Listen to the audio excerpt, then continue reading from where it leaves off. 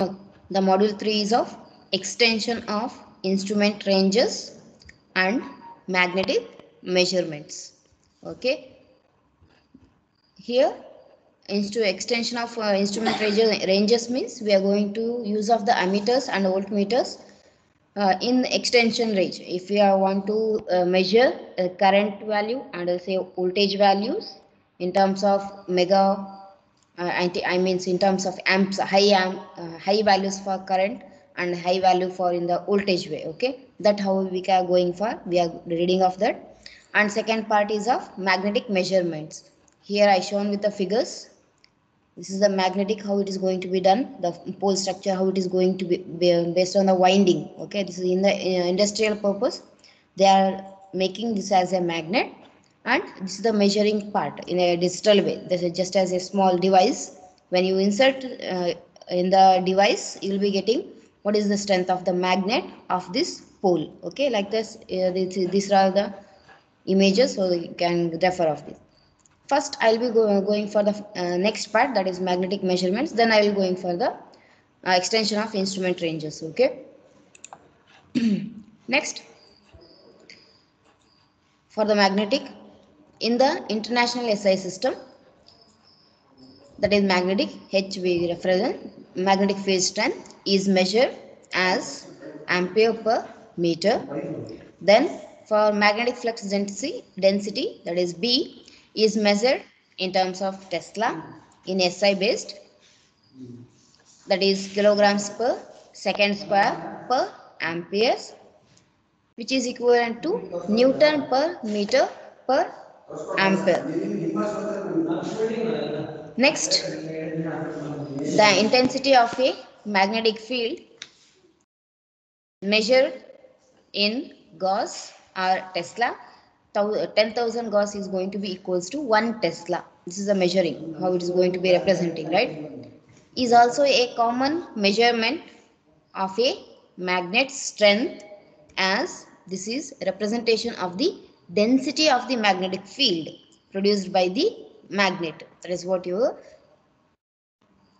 that is nothing but our flux density. This is the main basic things, already you come across this. Now we will go with the actual topic. In this we are reading about measurement of flux density. It is very necessary because in the motor design, the magnetic force is playing a crucial role when it is turning on the poles. What you are going for in the motors, I hope you gone through of what is the construction way, right? In the industrial way, the magnetic force, the flux density is having its own effect, so that you can run the motor when you are going for the dam construction and well, the turbines running, right? Magnetic field should be in a strong way, right? For that reason we have to learn, and how it is going to be measured we should know. For that reason these topics are included in the syllabus. Here a small construction it's going for. What is this construction? We just go through the theory part. The measurement of flux density in a ring specimen means, we are for a small ring specimen, this is construction. It may be iron. Okay, for that a windings are done. Okay, based on this it's working as a magnet. Okay, for a ring specimen we are going to find what is the flux density. Okay, and a coil with sufficient number of turns, a coil with sufficient number of turns is wounded on ring specimen. This windings what it is done. Okay, that is what. Then this coil is nothing but our search coil. Okay, this is called search coil or B coil. You can write a search coil, or else it's going to be called as a B coil. This coil is then connected to the flux meter or a ballistic galvanometer. Ballistic galvanometer, it's going to be used to measure the flux density, or as magnetic force, it's going to be measured by using of this galvanometer.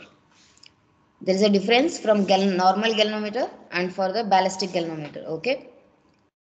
This is about the construction. Okay. Here a reversing switch is connected, then ammeter, a resistance, and here it's going to be applying from DC supply.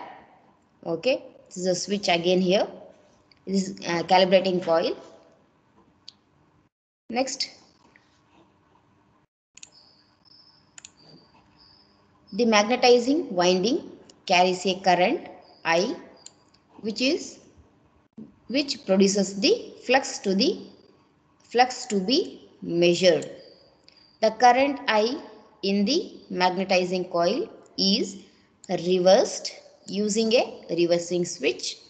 Thus, the flux linkages associated with the search coil also change, inducing EMF in it. This EMF drives a current through a ballistic galvanometer, causing the corresponding deflection. Means, based on the supply, the current will be flowing through the coil, B coil, or else a search coil.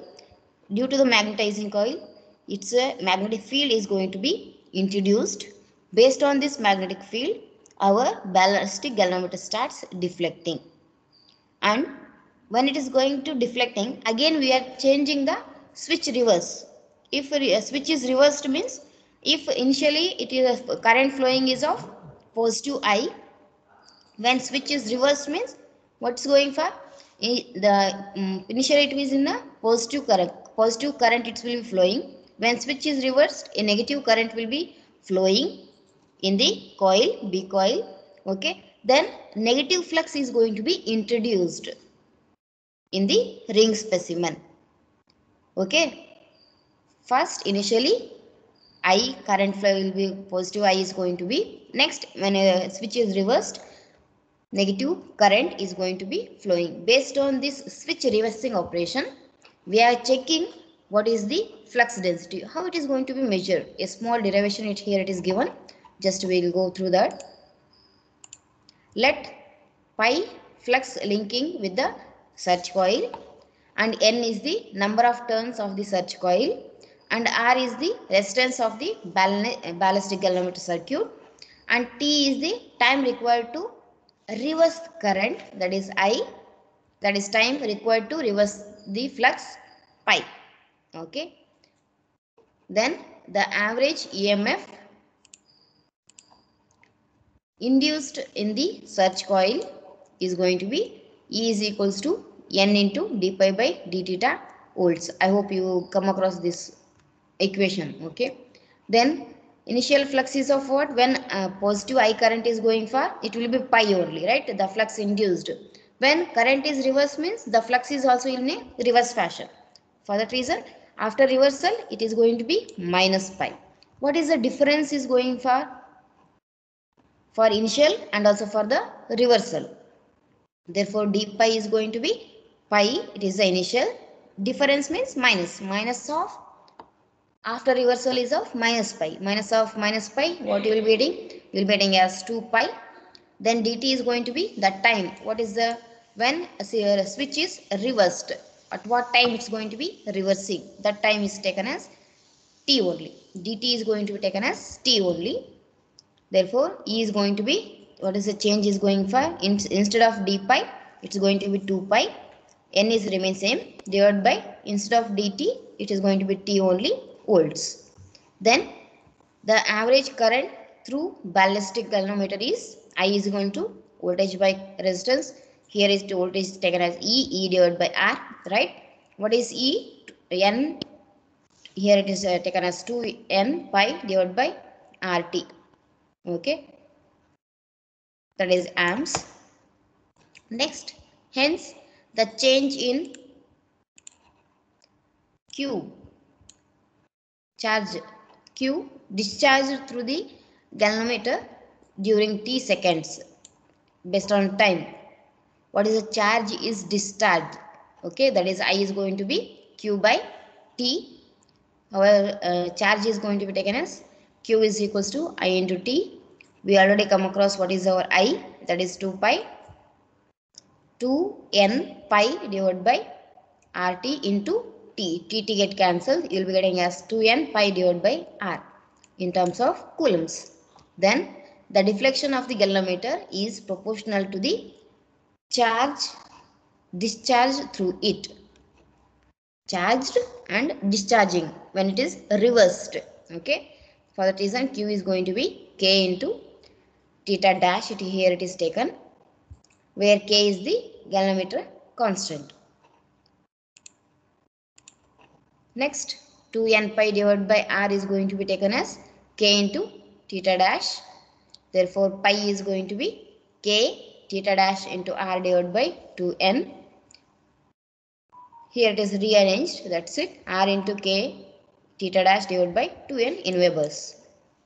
Then if A is the area of the cross section of the specimen, then the flux density can be obtained as B is equals to pi divided by A. Therefore, pi is nothing but RK theta dash divided by 2NA, that is Webers per meter square. Okay, this is a derivation and this is important. It will be asking 6 marks in the question paper. First, write the construction part, and what is there in the construction, write in a theory and go further derive the equation for this flux density. Remember this equation. Okay, this is one topic. Next is a correction of air flux, because when you are going to use of the motor part, the air flux, it is inducing its own flux there. Okay, we have to correct that, means we are including our air flux also along with the coil flux. Okay, for coil what is going to be induced with the flux, that plus with the air flux. Okay, then in the previous means what we read, it is assumed that the flux is in uniform throughout the specimen and area of the cross section of the surge coil or else the B coil and specimen are both are, it's taken as it is equal, but in the practical approach it's not like that. The cross section of the surge coil is higher than that of the specimen. Hence, the total flux linking with the surge coil is sum of the flux in the specimen and the flux existing in the air gap between the surge coil and the specimen. So, what we can take in the total flux observed is going to be flux in the specimen and the flux in the air gap between the coil and the specimen. Okay, therefore let B dash is taken as observed value of the flux density and BT is true value of the flux density and AC is the area of cross section of the surge coil. Then our B dash A is going to be BT into A plus mu naught H into AC minus A. If I solve for this, I will be getting as BT is equal to B dash minus mu naught H into AC divided by A minus 1. You will be getting. This is the correction of the air flux, means included with the air flux also. Okay, this is about the extension of that flux density. Okay, we will go with the next topic, that is measurement of magnetizing force, that is H.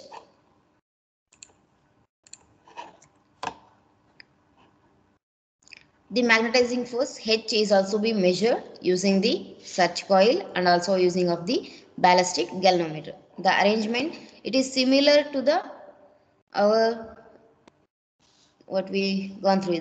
Here the construction way is almost similar. Okay, almost similar for measuring of the flux density and also measuring of the magnetizing force. What is the difference here? Only this difference is there. This is a specimen, this is magnetizing coil or else the magnetizing winding, and here it is of a surge coil. Okay, and ballistic galvanometer, here it is taken, and here it is across the battery a reverse switch is connected. Okay,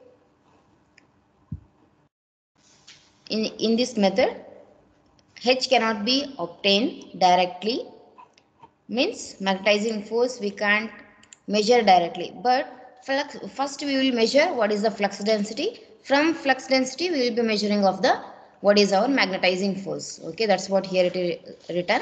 H cannot be obtained directly, but is to be calculated by measuring the flux density by the method of current reversal. Same thing what we learned in the previous way. Current reverse we will be doing for the charging and discharging is going to happen. Based on that our flux we can measure from the use of the ballistic galvanometer. Okay, the same operation we are going to do here also. Along with that, the position of the surge coil is shown in figure, is for the measurement of the flux density. In the figure if I observe this part ballistic galvanometer, it is going to give the values for our flux density. Okay, from this part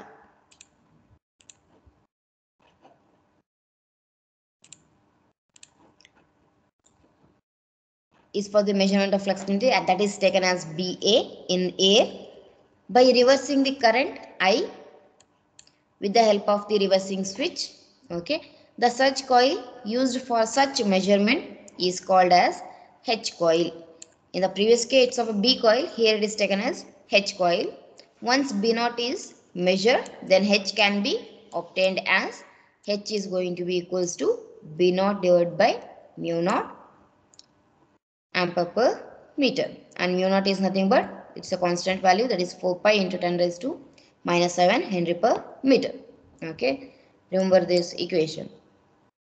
Then after that the surge coil is placed in the air gap itself. Okay, if H is in the air gap is to be determined, while if magnetizing force capital N within the ferromagnetic material, specimen is to be obtained, then H is going to be measured on the surface of the specimen as the tangential component for the surface of the specimen. Okay, tangential component of the field are going to be equal in magnitude for both sides of the interface. Therefore, the value of H inside the specimen can be calculated as H is going to be N into I divided by L. That is nothing but in terms of amperes turn divided by meters per meter, where L is the mean circumference of the ring in meter, N is the number of turns in the specimen, and I is the current flowing through the specimen. Okay, in the previous the equation what it is taken, it is for the outer surface of the specimen. When it is going for the inside of the specimen, what is the magnetizing force? That is going to be Ni by L.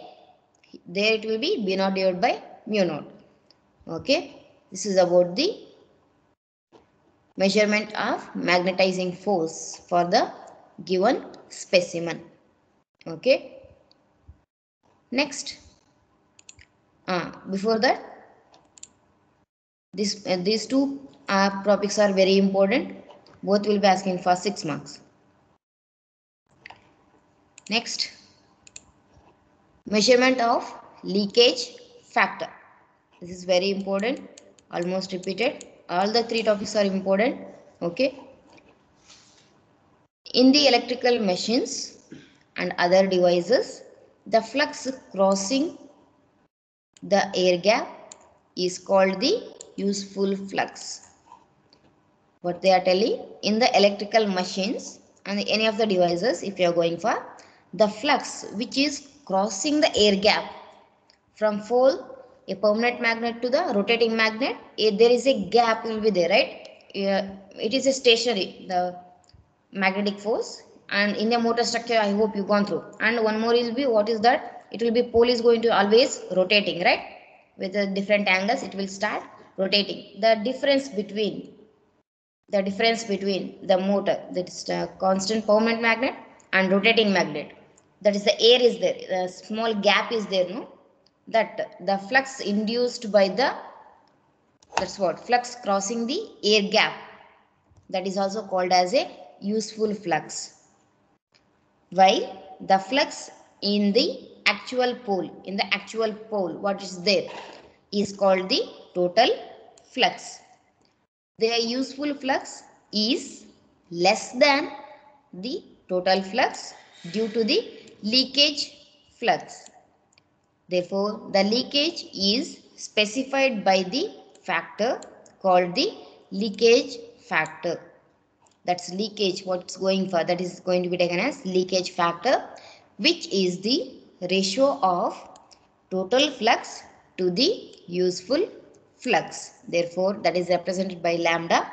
Lambda is going to be total flux divided by useful flux. So, to measure leakage factor, the flux crossing the air gap, and searching the reaching the armature from pole must be measured along with the measurement of the flux in the pole bodies. This is possible by the flux meter. This can be measured by using of the flux meter. The ballistic galvanometer is not suitable. When I'm going to use the ballistic galvanometer, it's not possible, because when you're going to measure, it's always continuously, it's changing. The flux are going to be cutting off each and every part when a pole is going to be rotating by its own degree angle. In terms of angle, it's going to be rotating, right? It's not going to be measured. It is not possible by using of the ballistic galvanometer, so that I can fix, then I can read. It's not possible. Just when it's going for, I shown in the figure, in the corner of the figure, it's a digital one. When you place there, you'll be getting what is the flux. We have to go for advanced meters, flux meters we have to use them. Is not suitable for such measurements due to high inductance of the field winding. Yes, what we saw. The arrangement, how it is going to be.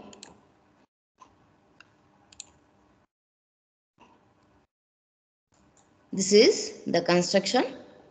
This is our yoke. Okay. This is a yoke surge coil. This whole part. Then this is the total flux. What's going to be induced.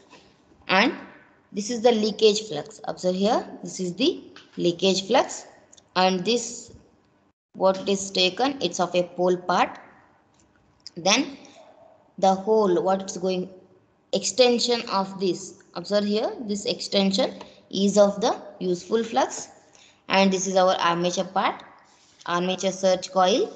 And here, observe here, a small air gap is there. Yes, this is the air gap, and this is about the armature. This is what the construction. This is from this, the total flux to the useful flux is nothing but our leakage factor. Next, a small theory. The yoke of the machine carries the total flux. Yes, the yoke of the, this is yoke, it's carrying the total flux produced by the field winding wood on the poles. Two surge coils are wound on the yoke. Two surge coils. Here it is taken, two surge coils.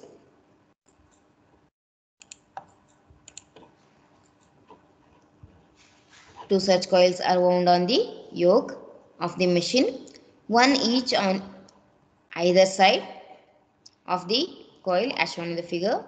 Through the yoke carries the total flux. It's gas is flowing.